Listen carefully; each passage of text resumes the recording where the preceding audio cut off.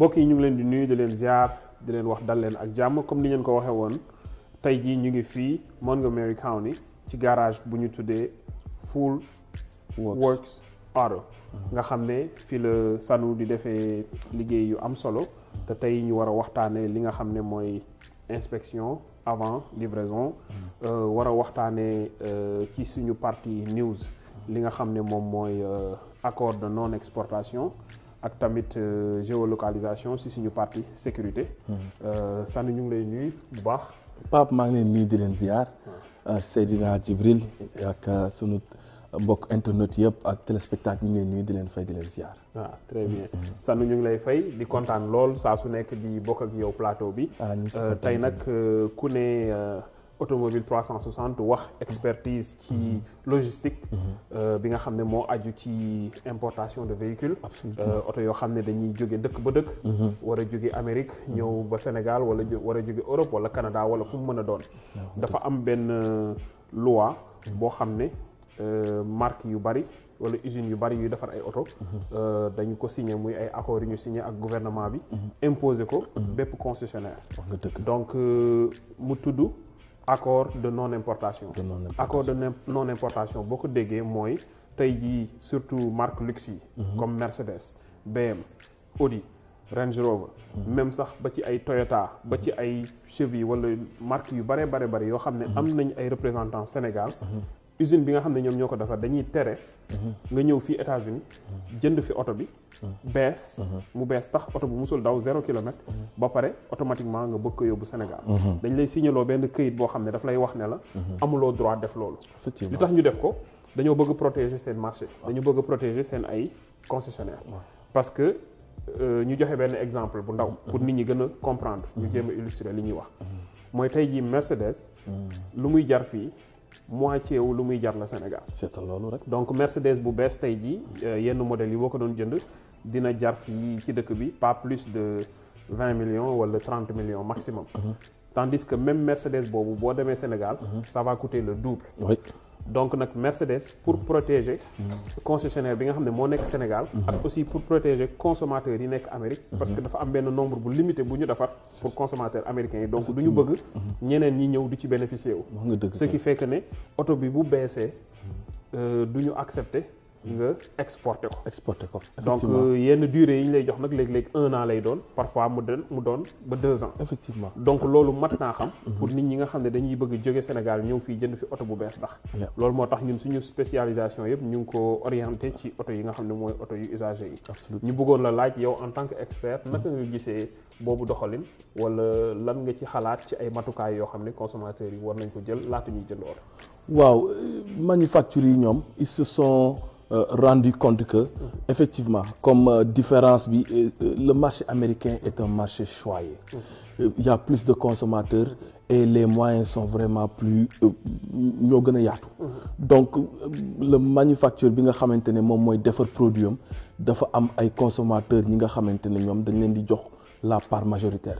et de ce fait lii nekk ci diggante bi mooy comme ni nga wax un concessionnaire qui est au Sénégal di travaille pour la même marque da leen di désavantager bu fekkee ne yow da nga ñëw à un particulier jënd sa oto bu bees yóbbu ko fa et donc même à un moment donné ça peut être benn business boo xamante ne dina profiter nit ki te dina yàqal compagnie bi donc ñooñu ce sont des mesures yu ñu jël pour protéger aussi li nga xamante ne moom mooy seen marché quoi donc loolu moom li ci war a xam mooy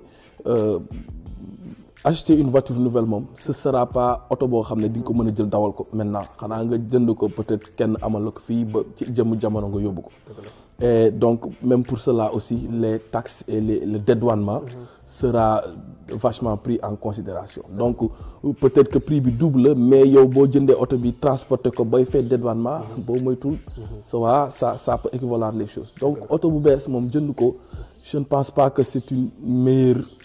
forme d'y aller parce que oto bu bees si première année mi lay perte plus de 50% de sa valeur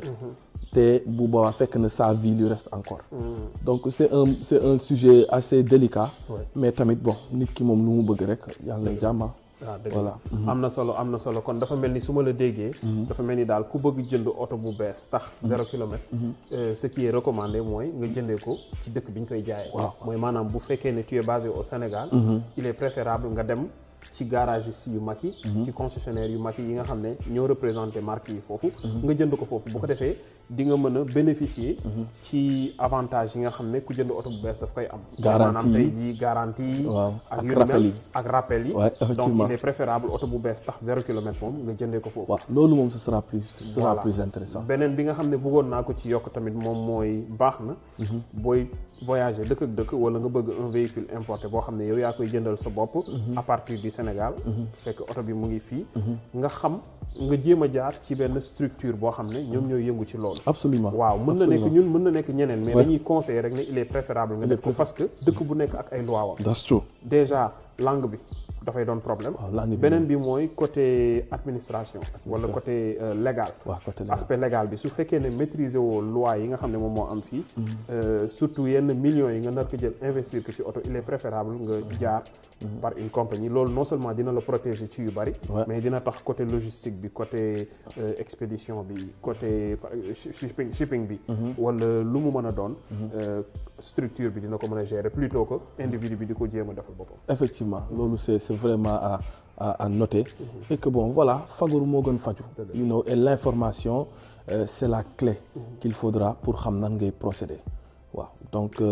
quand il s'agit de ça il faudra nga xam fooy teg sa tànk. bon il faut dire que oto bi mën na bees. mais bu fekkee ne musuñu ko enregistrer ci turu kenn. donc day doon bees tàq mais buñ ko enregistrer ci turu kenn rek. yow mën nga ko jëndaat et peut-être loolu y aura des moyens yoo xam ne dañ la mën a bàyyi nga jël sa oto. mais oto bu ñu musul enregistrer. moom c'est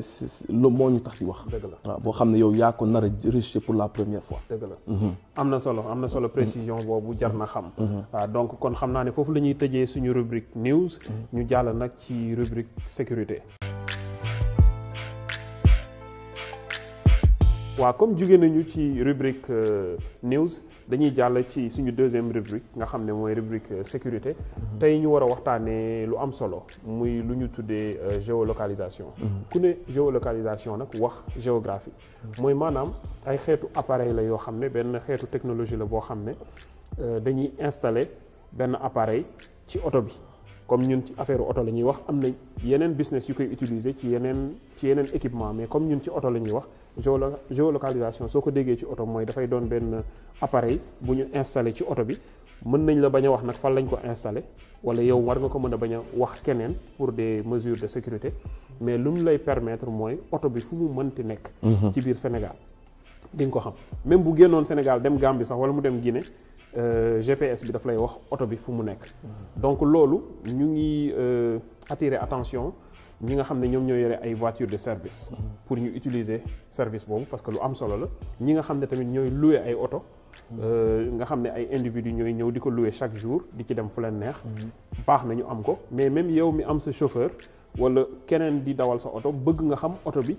fu muy dugg parce que am na foo xam ne peut-être bëggoo sa oto dem fa tey jii mën nga yore sa oto nga ne bëggoo muy génn Dakar parce que da nga bëgg kilométrage bi chaque jour mu garder benn kii bi benn chiffre bi mu bañ ko dépasser alors bu boobaa da ngay soxla service bu ñu tuddee géolocalisation buñ ko installé sa oto rek léegi xeetu technologie yi xew mën nañ ko connecté ak sa téléphone nga xam ne da ngay toog sa biir kër sa oto mu ngi Kaolack nga dugg ci application bi mu ne la oto bi mu ngi Kaolack telle place bu fekkee ne tamit dañu sàcc oto bi nga koy seet jarul ngay sonal sa bopp boo demee dik wan leen application bi wax leen oto bi fu mu nekk ñoom dañuy jubal directement ci bërëb bi dem jëli oto bi donc vraiment lu lay yombalal surveillance oto bi la tey tamit ñu bëggoon sanu contribuer ci wàllu ci géolocalisation boobu nga xam ne lu am solo la. effectivement Pape géolocalisation bi am na ay features ay volets yu bëri yu mu concerné yow yaa ngi wax benn aspect bu am solo fii États-Unis système de géolocalisation bi dafa nekk loo xamante ne gars yi dañ koy utiliser pour mën la wax nan la oto bi di doxee. Premièrement am na features bu nga xamante ne ci voiture de location yi oto bi mën nañ ko fay fi mu nekk wala taal ko fi mu nekk du ñu soxla caabi donc yow non seulement mën nga localiser fi sa oto nekk mais aussi tu as la possibilité de fay oto bi ba yow ñi koy rechercher bu fekkee nañ ko jël ci say loxo mën nga ko fay mën nga sax utiliser benn kii di wax ak nit ñi ci oto bi donc c'est un système avec les voitures le smart ma nouvelle technologie bi donc les gens peuvent am na yu bëri yu ñu mën a dolli ci système bi ba nga xamante ni système de géolocalisation boobu devient un aspect très important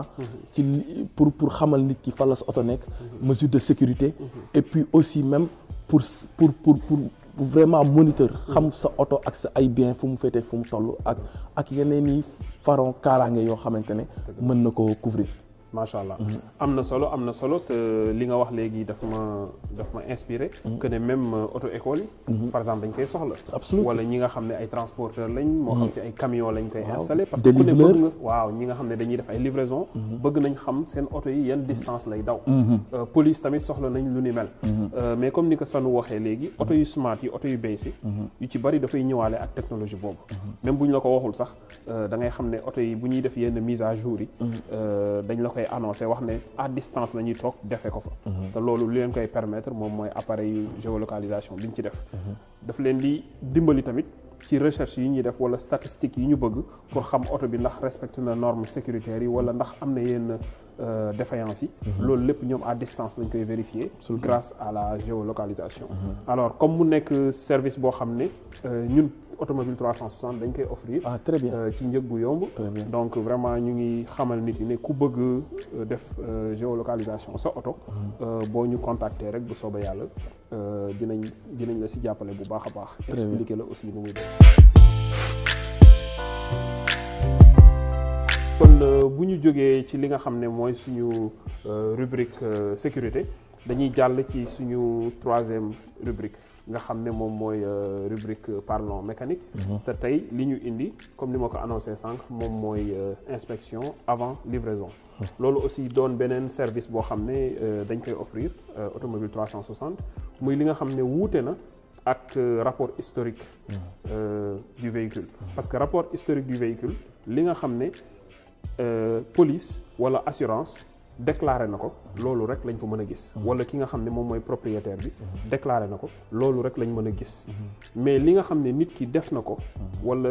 moo xam xeetu transformation la wala xeetu réparation wala xeetu modification bu mu mën a doon nit ki def na ko wala choc boo xam ne oto bi subir na ko te kenn déclaré ko ñun duñ ko mën a gis alors dafay important trop nag ñu def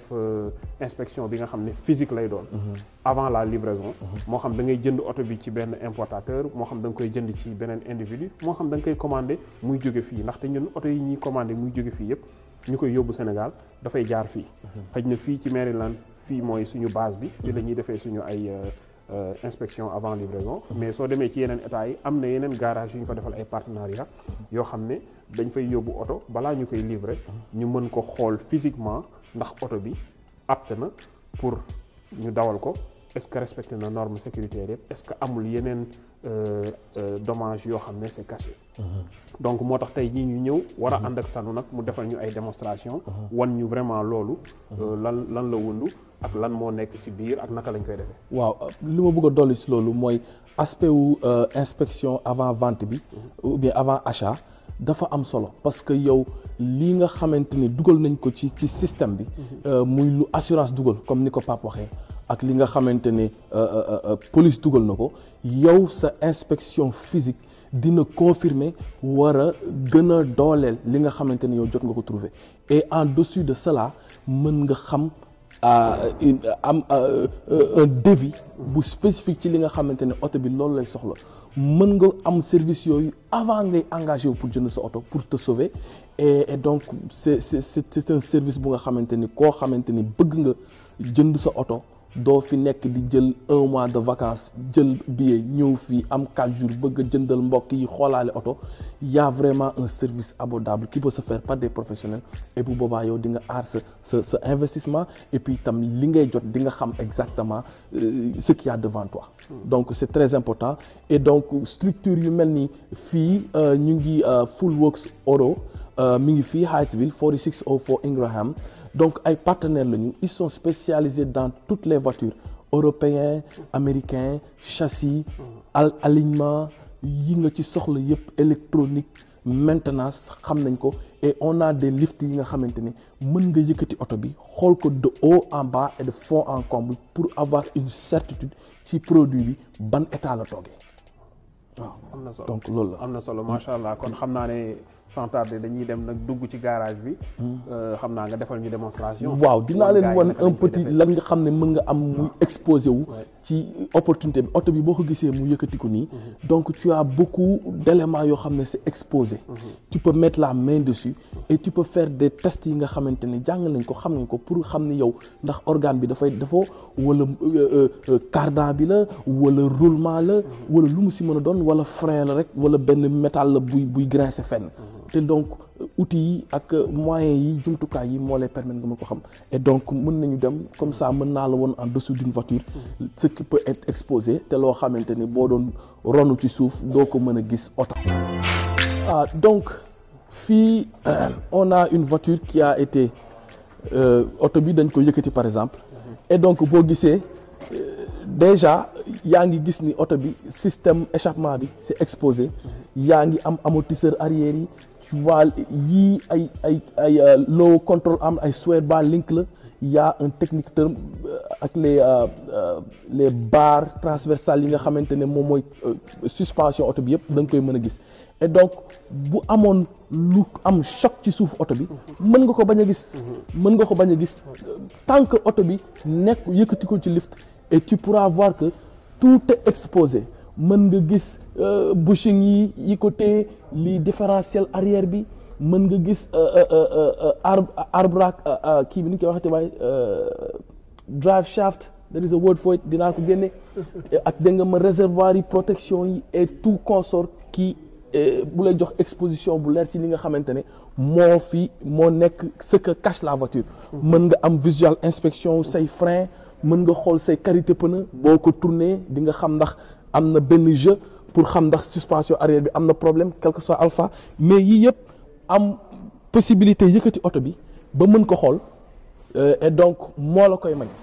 donc boo ñëwee ci kanam bi yaa ngi gis les suspensions yaa ngi gis tout est bien exposé ba nga xamante ni yow détails yi nga ciy am lii rek moo la ko mën a may donc inspection physique bi plus l'inspection bi nga xamante ne moom ngay am ci sa histoire avec le numéro d'identification de la voiture donc c'est une combinaison bu nga xamante ne ça te faillit pas moo gën que yow xamoo dara ci oto bi li xew mën nga xool ni gis ay senn yu am par exemple oto bi boo ko gisee oto bu bees la doo yaakaar dara mais boo duggul ci suuf rek ba gis bras d'amortisseur yi ni ñu def ni cardan yi tegoo ni pneu bi sax di jeexee ça peut te faire savoir que suspension nangam am na problème am na défaut et donc ça complimente vraiment li nga xam ne base de données joxe nañ ko et physiquement tu peux juger que lii ak lii moom nekk sur suñu kanam te du ñu doon lu ñuy laam-laamee donc defe naa ni ku bëgg a def investissement jënd sa oto foog nga jël sa temps aussi et appuyer sur les moyens nécessaires pour savoir li nga jokkanteel lan la donc Pape lii benn rubrique la bu nga xamante ne ci automobile 360 ñu ngi ko am 360 degrés et donc c'est un 360 degrés view bu ñu ñëpp ne wax 360 degrés mooy bàyyiwuñu fenn tous les aspects sont considérés et donc vraiment ce sont des efforts à applaudir et à féliciter vraiment ñu ngi kontaan bu baax ci seen initiative boobu. macha allah vraiment. am na solo Sanu comme ni nga ko waxee gis naa ne def nga vraiment inspection bu visuelle. avant livraison. ci suufu oto bi. léegi nag bu fekkoon ne dañuy xool léegi ci esthétique bi.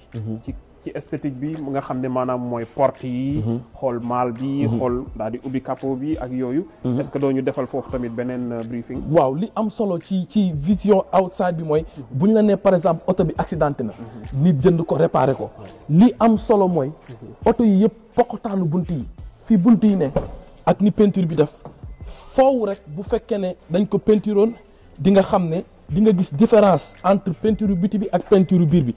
te la plupart du temps fi ñu koy masqué ci yi ngay xoolee ndax oto bi mës nañ ko peinture wala mësuñu ko peinture parce que fii noo def di nga xam oto bi mës nañ ko peinture wala mësuñu ko peinture et ça y va de tout pour portières yi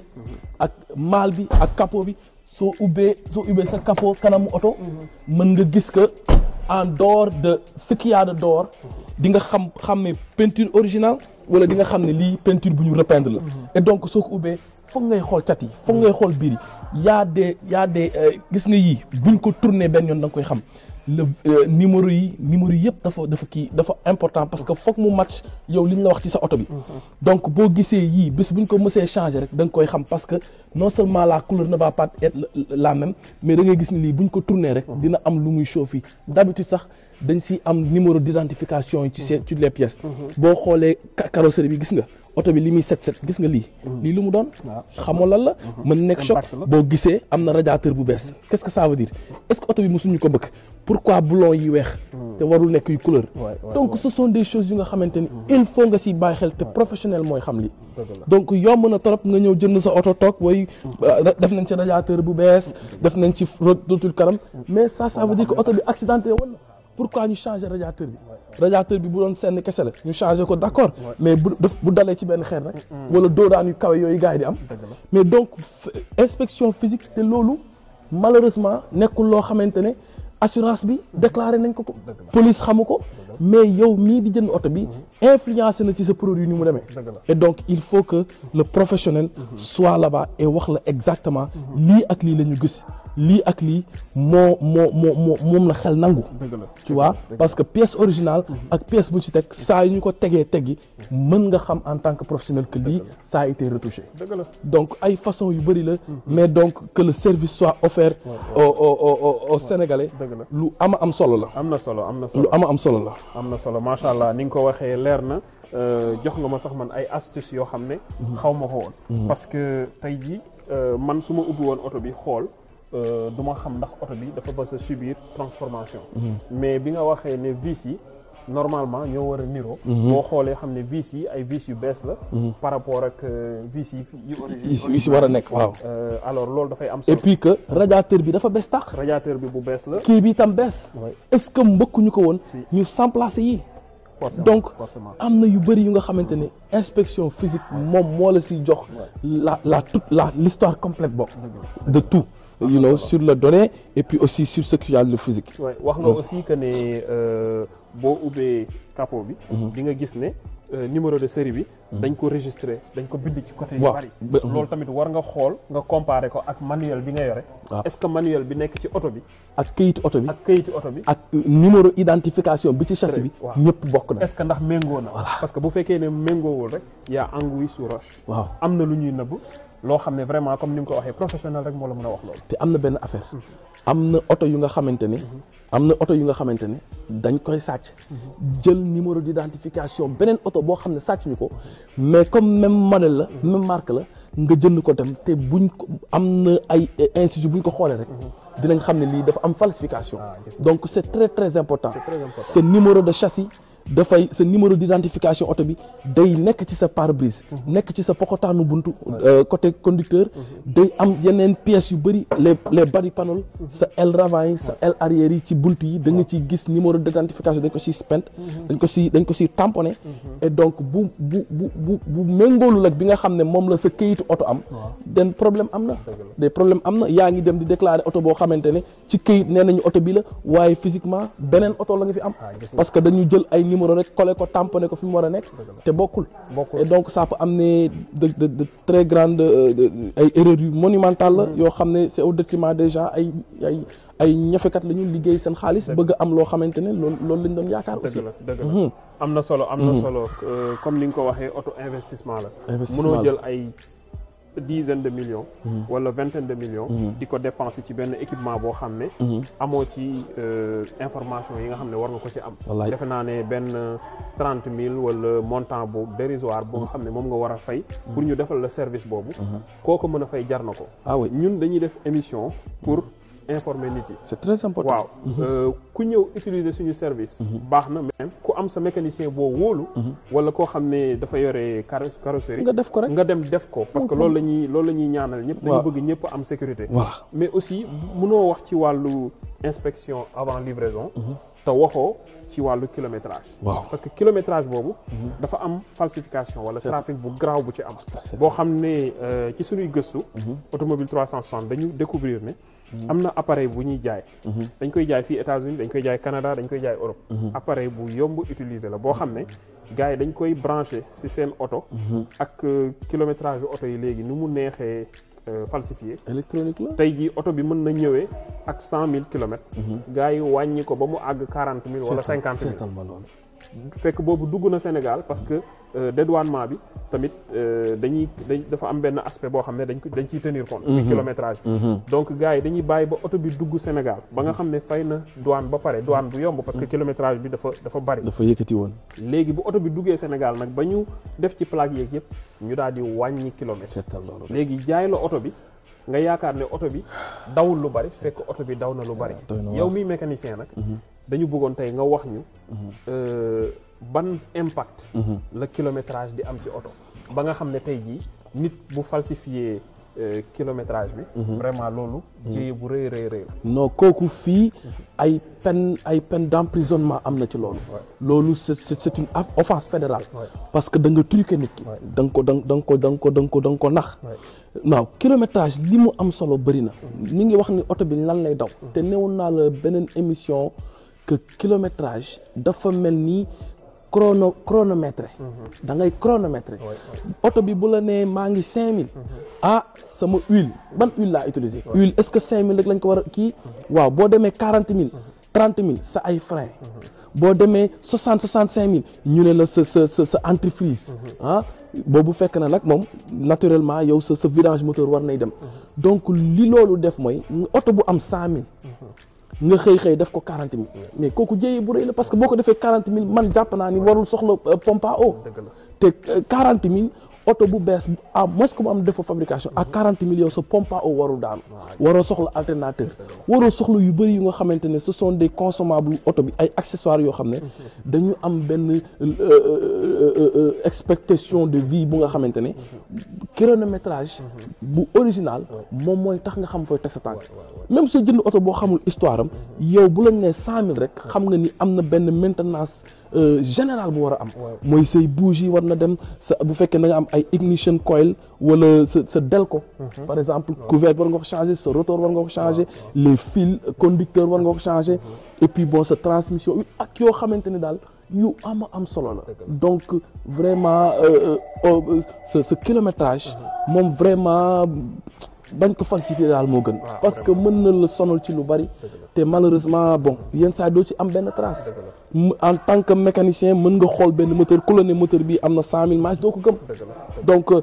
y a beaucoup d'aspects yu nga xamante ne daal war nañ ko gën a gëstu te bon y a les gens dans le field am na ay jumtukaay bu fi amul woon d'accord mais comme am na vraiment je pense qu'il y a plus d'excuses et puis doomu réew mi ñu xarañ ci li ñuy def am ci xam-xam wala boog dégg nga ma mu nekk seen passion ñoo fi nekk et puis di si jéem a dimbali doomu aadama yi ñu ngi koy defal ay jàmbur pourquoi pas ñu ko defal suñu propre mbokk ak suñuy frère waay loolu la am na solo comme ni mu ko waxee léegi defe naa ne kilométrage boobu mën nga nekk mécanicien sax te doo xam ne lii dañ ko trafiqué kenn rek moo la mën a wax ne oto bi lii mooy kilométrage bi mu am exactement te loolu ça se vérifie à travers un rapport historique de véhicule rapport historique de véhicule rek moo la mën a wax ne oto bi en 2016 avril 2016 déclaré woon nañu que ne amoon na 40 000 kilomètres bu boobaa di nga mën a sukkandiku ci information boobu pour ne il y a 3 ans de cela kon nag oto bi fi mu nekk nii dans les normes war naa mën a àgg 70 000 xam nga. au lieu muy dolli 20 000. au lieu muy dolli 20 000. exactement donc loolu lu mat a xam la. vraiment kon xam naa ne noonu la ñuy tëjee suñu rubrique bu 3e épisode di parlons mécanique. vraiment ñu ñëwoon fii seet si suñu mbokk mi Sanu. mu def liggéey bu rafet. di ci kontaan lool waa di kontaan lool. Jibi aussi ñu ngi koy remercier bu baax. moom ak crew bi mu àndal yëpp amul morom liggéey bu rafet lay def. macha allah gars yi ñu ngi ñuy woo fu nekk di ñu wax ne image yi vraiment dafa leer ma ne leen nag vraiment Jibi moo nekk si ginnaaw di def boobu liggéey bu rafet bu ngeen ñu mënee gis di ñu dégg tey ji moom moo tax ak yeneen techniciens yu mu àndal donc vraiment Jibi ñu ngi lay sant di la gërëm di sant suñu invité bii nga xam ne chaque jour mu ñëw di ñu yokk xam-xam ñu ngi sant itam di ñu jox ay information ñu bokk rek waaw ñu ngi kontaan lool vraiment di leen jox rendez-vous d'ici quelques semaines ñu ñëw ak yéen ci seen 4e épisode ñu ngi leen di dig daje balay yàgg jërë ngeen jëf. Salaamaaleykum. Peace. Jaajëf.